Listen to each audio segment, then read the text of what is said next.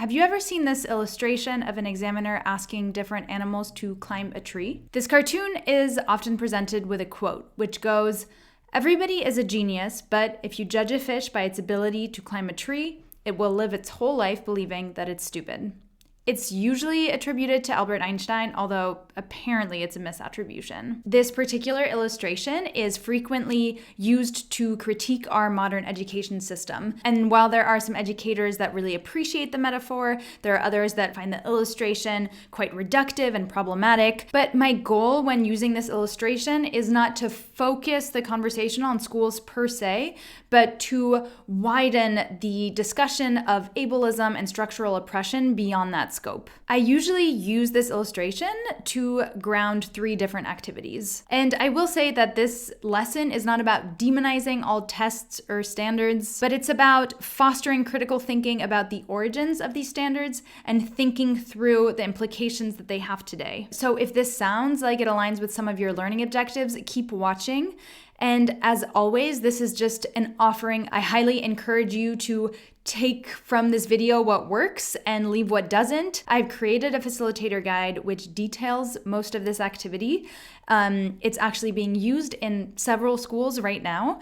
And so if you want to get your hands on it, you can go to the link below and download it for free from my website. If it's your first time here, welcome. My name is Maureen. I am a facilitator and the creator of Rethinking Normal, which is a platform where educators come to find strategies and curriculum for impactful learning experiences. All right, so let's dive in. The first way that I use this illustration is to facilitate an energizer. I start by projecting the image and then dividing the large group into smaller groups.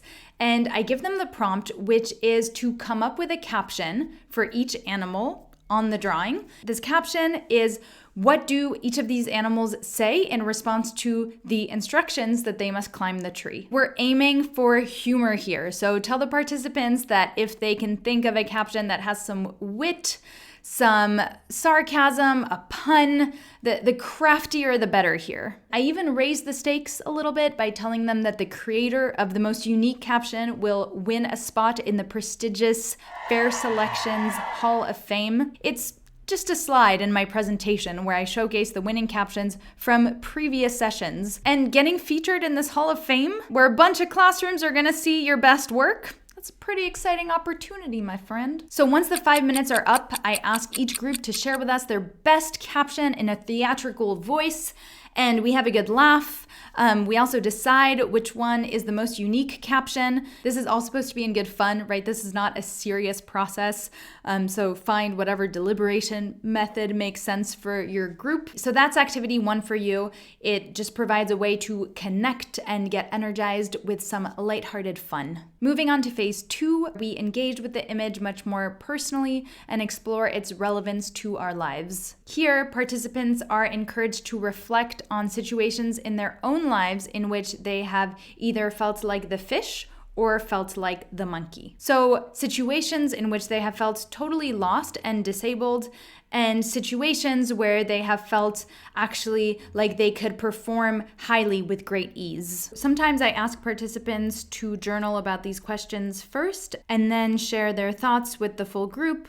Other times I divide them into small groups for direct sharing. And I've also facilitated it as a walking dialogue. This option involves putting 2 signs on opposing walls and then asking participants to physically place themselves in response to prompts that you give them. And then ask if anyone would like to share why they're standing, where they're standing. Of course, since this option requires standing and moving around, skip it if it is not accessible to you or anyone in your group. And here the prompts can be adapted to your particular audience and tailored to what conversations you think are most useful to have in the space. If you're interested in learning more about how I run these kind of walking dialogue spectrum activities, I made a whole podcast on this very thing, so I will link that in the description box. And this exchange between participants can be quite meaningful because it helps them to get to know each other better. Oftentimes they learn things about each other which they had no idea about, and it highlights that we all need help and we all have different accessibility needs,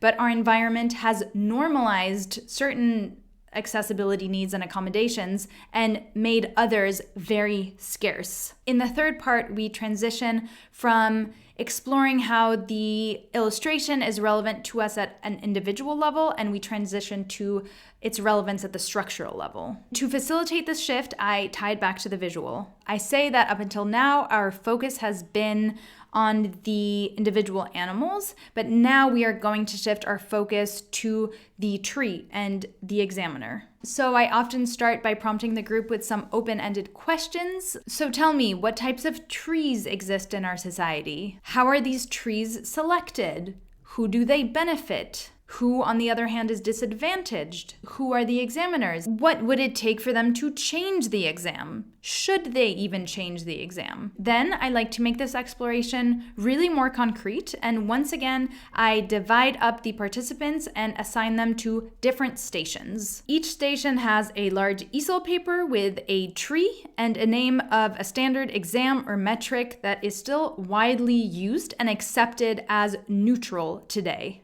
Depending on the group, I might assign them the name of a tree or an exam, or I might let them choose. The group then has to conduct a mini research project and explore how its creation was influenced by hierarchies of supremacy or structures of oppression, like racism, sexism, and ableism. Standard metrics and how they are used are not neutral. They're also a product of their time and the biases that exist at that time, and they continued to have repercussions and negative outcomes for certain groups today. So after 10 minutes of research and preparation, the groups are ready to give us a mini presentation on the particular test that they've studied. Now that the presentations are finished and that we have all this new knowledge and context for the standard exams that we use today, I come back to the image and I ask the participants to share any additional or final insights that they might have. Using this image, we can also ideate about some solutions to the problems that we have addressed here. Metaphorically, we can think about how the animals might help each other climb the tree. We can think about what the examiner might want to ask instead. Of course, we would then want to take that discussion and apply it to something that is relevant for the context of the group. Maybe there's a particular issue that the group is working on. So that's a lot of different ideas for how we can use one illustration to facilitate a lot of different discussions. I think that showing images like illustrations, photographs, and memes are an excellent way to engage participants because they level the playing field very early on, and they make it easy for everyone to contribute and be part of the discussion. So that's it. I hope that you found this video interesting and that you got some new ideas, and you can also find more activities like this on my website. So thank you for watching, and I will see you very soon. Bye.